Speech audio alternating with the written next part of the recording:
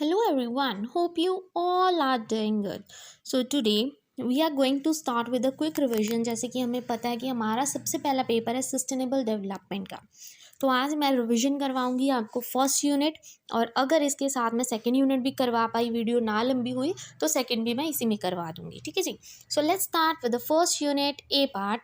हमारा टॉपिक है sustainable development, उसकी मीनिंग और उसका स्कोप एंड कंसेप्ट क्या है ग्लोबल पीस का।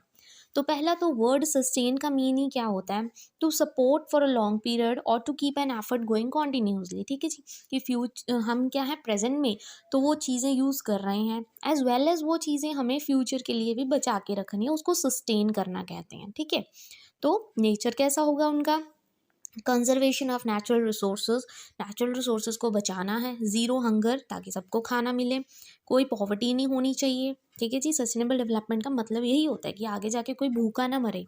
प्रोटेक्शन ऑफ वाइल्ड लाइफ को भी प्रोटेक्ट करना है। Minimum use of polluting substance, जो सब्सटेंस पोल्यूशन फैलाते हैं उनको कम से कम यूज़ करना है। ग्रीन हाउस गैसेस को कम करना है और जेंडर इक्वालिटी लेके आनी है। ठीक है जी, तो ये हमारा नेचर हो गया, मीनिंग हो गया। Now come the scope. तो इसमें से तीन स्कोप होते हैं सस्टेनेबल डेवलपमेंट के। एक होता है सोसाइटी से रिलेटेड, एक होता है इकोनॉमिक, एक होता है इन्वायरमेंट से रिलेटेड। तो सोसाइटी से रिलेटेड क्या है कि ज़ीरो हंगर होनी चाहिए, सोसाइटी में अच्छी health and wellbeing, quality education सबको मिलनी चाहिए, जेंडर इक्वालिटी आनी चाहिए और पॉपुलेशन पे कंट्रोल होना चाहिए। ये सबसे पहला स्कोप है। ठीक है जी। फिर इकोनॉमिक बेसिस पे अगर देखा जाए तो कोई पॉवर्टी नहीं होनी चाहिए, सबको एम्प्लॉयमेंट अपॉर्चुनिटीज़ मिलनी चाहिए, managing of the natural resources and अच्छे से consumption and production of resources. ठीक है जी, मतलब वेस्ट नहीं करना रिसोर्सेज को। फिर इन्वायरमेंटल बेसिस पे अगर देखा जाए स्कोप क्या है सस्टेनेबल डेवलपमेंट का, कि हमें इन्वायरमेंट फ्रेंडली और बायोडिग्रेडेबल प्रोडक्ट्स को प्रमोट करना चाहिए, clean water and sanitation, renewable resources use करने चाहिए और ग्रीन हाउस गैसेज कम से कम यूज़ करनी चाहिए।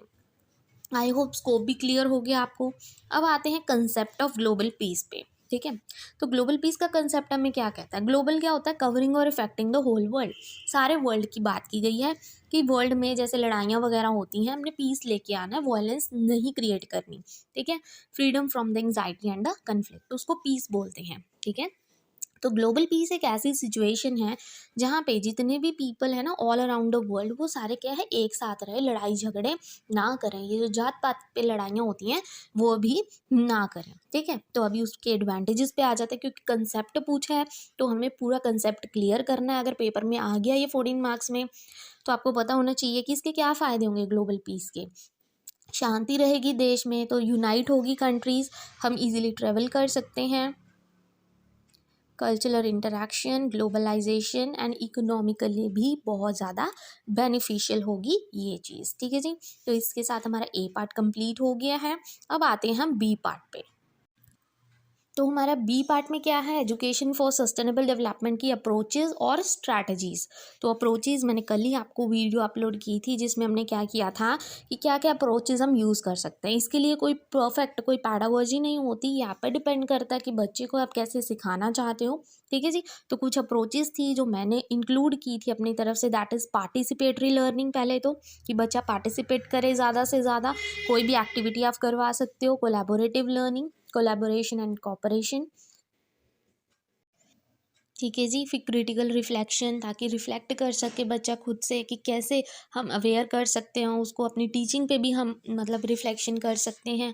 सिस्टमैटिक थिंकिंग एंड एनालिसिस, कि बच्चा कैसे सिस्टमेटाइज थिंक करेगा, ये एक अप्रोच होती है ताकि बच्चे को हम सस्टेनेबल डेवलपमेंट के बारे में अवेयर करवा सके, बच्चा थिंक करे उस चीज़ को रियल लाइफ स्टडीज़ के साथ रिलेट करके। Then creative thinking for the future, sorry. ठीक है, अब कौन कौन सी स्ट्रैटेजीज हम यूज़ कर सकते हैं, renewable resources, use of the CNG and LPG, recycling करके एलपीजी एंड गोबर गैस हम रूरल एरियाज़ में यूज़ कर सकते हैं, solar energy usages and through the wind powers. ठीक है जी, बी पार्ट भी इसके साथ हमारा ख़त्म है, अप्रोचेज एंड स्ट्रैटेजीज। अब आते हैं एजुकेशन फॉर ग्लोबल पीस, कि ग्लोबल पीस हमने लेके आना है, all round the world peace होना चाहिए, लड़ाइयाँ नहीं होनी चाहिए। ठीक है, तो उसमें एजुकेशन कैसे हेल्प करेगा, तो एजुकेशन देखिए बच्चे की कम्युनिकेशन स्किल्स डेवलप करेगा, टेररिज्म रिड्यूस करेगा, बच्चे का कॉन्फिडेंस बढ़ाएगा, बच्चे में इंडिपेंडेंट थिंकिंग लेके आएगा। एजुकेशन ओपन द डोर्स, मतलब आप ट्रैवल कर सकते हो एक जगह से दूसरी जगह, ठीक है। प्रॉपर यूनियन होगा सभी देशों में, पॉवर्टी रिड्यूस होगी इससे, और जेंडर इक्वालिटी प्रमोट होगी, ग्लोबल इश्यूज सॉल्व हो जाएंगे, लड़ाइयाँ नहीं होंगी, और बच्चे की पर्सनैलिटी डेवलप होगी, ठीक है। एजुकेशन ऐसे हेल्प कर सकता है। अब इसमें ना हमारा एक डी पार्ट है, ठीक है। डी पार्ट में एक्चुअल में क्वेश्चन क्या था, integration of global piece and environmental concern in school curriculum, कि हम उसमें क्या करेंगे, हमारा जो ए पार्ट है ग्लोबल पीस का कंसेप्ट, और जो इन्वायरमेंटल कंसर्न्स है, जितनी भी प्रॉब्लम्स हैं उनको रिलेट करके ये जो ई पार्ट के पॉइंट्स हैं उसको इंक्लूड कर देंगे, ठीक है, याद रखना। तो डी और ई पार्ट इकट्ठा ही है एक तरह से, ई, ठीक है जी। तो ई पार्ट हमारा क्या है कि टीचर का क्या रोल होता है इन प्रमोटिंग सस्टेनेबल डेवलपमेंट। तो टीचर कैसे सस्टेनेबल डेवलपमेंट लेके आ सकता है, ग्लोबल पीस लेके आ सकता है, वो भी स्कूल करिकुलम में ही होगा। स्कूल करिकुलम में क्या होगा, टीचर ही तो काम करेगा, तो ये पॉइंट्स उसी में आ जाएंगे डी वाले में, ठीक है जी, कंफ्यूज मत होना। तो टीचर का क्या रोल होगा, नर्चरिंग एक्टिविटीज़ करवा सकता है teacher, introduce the students to recycling, role play करवा सकते हैं ड्रामेटिक्स के साथ, मोटिवेट कर सकते हैं बच्चे को time to time, curricular activities करवा सकते हैं, फ्रेंडली इन्वायरमेंट क्रिएट कर सकते हैं, इक्वलाइजेशन लेके आ सकता है टीचर, बायसनेस नहीं करेगा, लाइफ स्किल एजुकेशन बच्चे को दे सकता है टीचर, ट्रांसमिट करेगा बच्चे में knowledge and connect with the nature, बच्चे को हर चीज़ नेचर के साथ कनेक्ट करवा के समझाएगा, ठीक है। इसके साथ हमारी यूनिट फर्स्ट कंप्लीट है। अब हमारी सेकंड यूनिट में क्या है, कंजर्वेशन ऑफ नेचुरल रिसोर्सेज। में डायरेक्ट क्वेश्चन आता है कि हम नेचुरल रिसोर्सेज कैसे कंजर्व कर सकते हैं, बचा सकते हैं, ठीक है। या तो आपको एक रिसोर्स आ जाएगा, क्योंकि आपके सिलेबस में 3 है, वाटर, एनर्जी, फूड, या तो एक पूछा जाएगा, या सिंपल आ जाएगा कि बताइए कि कैसे आप कंजर्व कर सकते हैं, ठीक है जी। तो आप इसमें ये सारी चीज़ें इंक्लूड कर देंगे। तो नेचुरल रिसोर्सेज होते क्या हैं, these are obtain from nature, जो चीज़ें हमें नेचर से मिलती हैं जैसे soil, water, air, all these are natural resources. Natural resources हमेशा दो तरह के होते हैं, एक होता है एग्जॉस्टिबल, एक होता है इनएग्जॉस्टिबल। एग्जॉस्टिबल होता है जो एक टाइम पे जाके ख़त्म हो जाता है, इनएग्जॉस्टिबल होता है जो कभी ख़त्म नहीं होता, जैसे पानी हो गया, सनलाइट हो गया, ये चीज़ें तो कभी ख़त्म नहीं होती, ठीक है जी। तो अब जो मेन चीज़ है हमारे रिसोर्सेज जैसे पानी, तो पानी को हम कैसे बचा सकते हैं, शॉर्टर बाथ्स लेके, ड्रिप इरिगेशन मेथड यूज़ करके, लीकेज चेक करके, turn off the running water, rain water harvesting करके अपने घरों में, और सीवेज ट्रीटमेंट प्लांट्स लगा के इंडस्ट्रीज़ में, ठीक है। फूड को बचाना है, कंजर्व करने, तो कैसे करेंगे, cook only the required amount of food, जितनी ज़रूरत है उतना कुक करो, बचा हुआ खाना किसी गरीब को दे दो, use air tight container, check the temperature of the fridge, ज़्यादा टेम्परेचर ना हो वरना आपका खाना क्या है ख़राब हो जाएगा, ज़्यादा अमाउंट में कभी भी स्टोर मत करो, क्योंकि इंसेक्ट्स वगैरह लग जाएंगे तो डैमेज कर देगा वो अपने आपके सारे खाने को। Convert the left over into salad और रोल्स, बची हुई चीज़ें हैं उनको कन्वर्ट करके किसी ना कोई और चीज़ बना लो खाने के लिए, ठीक है, बट फेंको मत। देन एनर्जी कैसे बचा सकते हैं, switch off the lights and electrical appliances, save energy in the kitchen, ठीक है जी, अपने फ्रिज वगैरह बंद कर दो जब नहीं ज़रूरत है आपको। Save energy on how you wash and dry clothes, कि कैसे आप अपने कपड़े धोते हो, ड्राई करते हो उनको, तो उनमें से भी बहुत ज़्यादा बिजली बच जाएगी। शट डोर्स एंड कर्टेन्स, ठीक है, ताकि अगर गर्म हवा बाहर से आ रही है तो अंदर ना आए, ठीक है, तो ठंडी हवा अंदर है, एसी चलाया हुआ आपने तो वो बाहर ना जाए, इसलिए। Switch to energy saving LED globe and save money with the solar energy, use करके आप मनी सेव कर सकते हैं अपना बहुत सारा, ठीक है। तो इसमें से सिर्फ इतना आएगा। उसके बाद आ जाते हैं बी पार्ट पे। बी पार्ट में पहला क्या है, उसमें पार्ट में that is the role of teacher in promoting culture of peace, कि एक टीचर जो है वो पीस कैसे लेके आ सकता है, कैसे प्रमोट कर सकता है। बीइंग अ टीचर आप कैसे प्रमोट करोगे, तो ये चीज़ माइंड में रखनी है। आप प्रमोट कर सकते हो सोशल एंड इमोशनल लर्निंग को, लिटरेसी प्रमोट करोगे, इंक्लूजन प्रमोट करोगे, मोटिवेट करोगे बच्चों को, अलग अलग मैथड्स यूज़ कर सकते हो, teach students how to manage their emotions, historical knowledge, celebrate their small small achievements, open minded होना चाहिए teacher, free from the biasness, और कोऑपरेटिव एंड कोलैबोरेटिव टीचिंग होनी चाहिए, ठीक है। तो इससे क्या है, पीस कल्चर आ सकता है, क्रिएट हो सकता है, प्रमोट हो सकता है बाय द टीचर। फिर आ जाते हैं कि जो एजुकेशनल इंस्टीट्यूशंस हैं वो कैसे पीस लेके आ सकते हैं।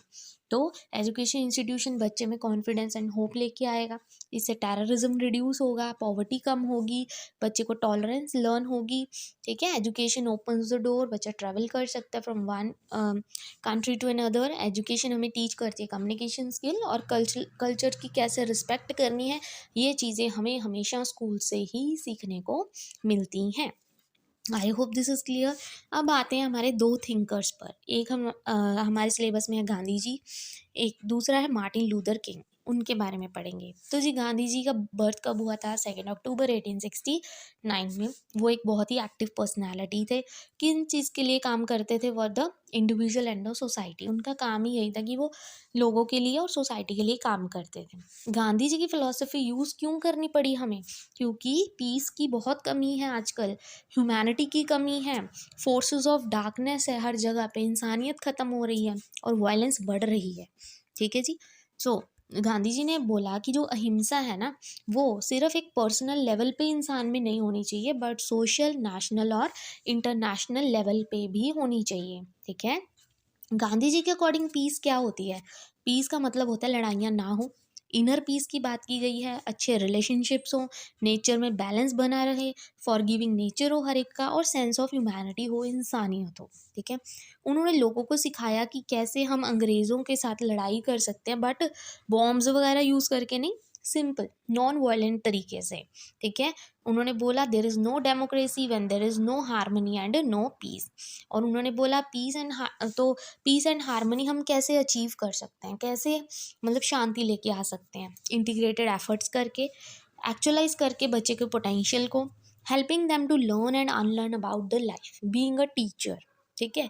तो ये था गांधी जी के बारे में। अब आते हैं मार्टिन लूथर किंग पे कि उन्होंने कैसे पीस जो था उस पर कॉन्ट्रीब्यूट किया था। तो जी मार्टिन लूथर किंग थे, वो बॉर्न हुए थे 15 जन को, उनकी डेथ हुई थी 4 अप्रैल को।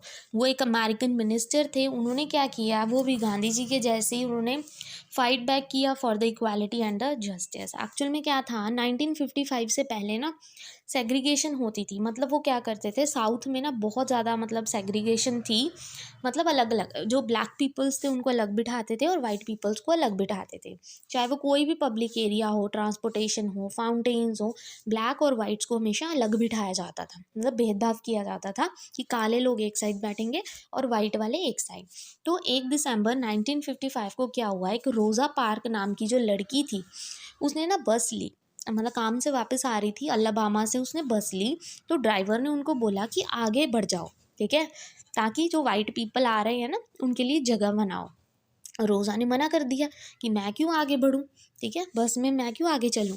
ठीक है। तो उनको अरेस्ट किया गया और उनको फ़ाइन किया गया $10। तो फिर उन्होंने क्या किया, अपनी वॉइस रेस की, मतलब प्रोटेस्ट किए गए, बॉयकॉट किया गया। और जो लीडर्स थे वो इकट्ठे होकर उन्होंने बॉयकॉट किया 1 दिन के लिए कि कोई भी ब्लैक पीपल बस में नहीं चढ़ेगा। ठीक है।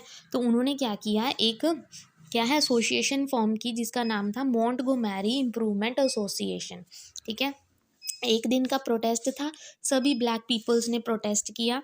और जब उन्होंने प्रोटेस्ट किया तो बहुत सारे लोगों ने, मार्टिन लूथर किंग थे जो, वो उनके लीडर थे, उस एसोसिएशन के लीडर थे। ठीक है। तो उन्होंने क्या किया, फिर भी मतलब जब लड़ाई हुई तो उनके घर पे सबने बॉम्ब फेंके, जो वाइट पीपल्स थे। वाइट पीपल खुश नहीं थे कि वो प्रोटेस्ट कर रहे हैं ब्लैक पीपल्स। ठीक है। उस बॉयकॉट के बाद क्या हुआ, जो ब्लैक पीपल्स हैं अब उनको अलाउ किया गया कि वो बस में ट्रैवल कर सकते हैं। ठीक है जी। तो इससे क्या है, इसके बाद जो मार्टिन लूथर किंग थे उनको इस चीज़ के लिए नोबेल प्राइज़ दिया गया ओस्लो में ऑन 10 दिसंबर। ठीक है जी। तो ये थी हमारी quick revision for the unit 1 as well as unit 2। And I hope today's video is useful for you. अगर आपको वीडियो अच्छी लगी हो then please don't forget to like and subscribe my channel.